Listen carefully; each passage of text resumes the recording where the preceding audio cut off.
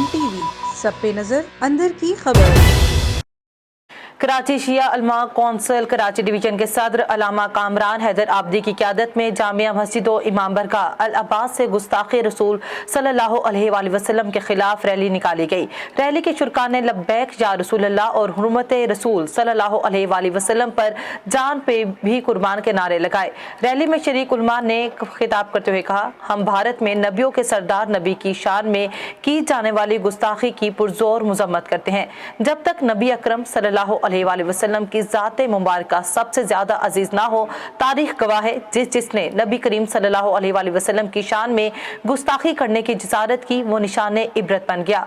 Rally में शरीक उलमा ने अक़वाम मुत्तहिदा से मुतालबा करते हुए कहा कि इन दहशतगर्द और गुस्ताखे रसूल जहन रखने वालों को फांसी दिलवाएं।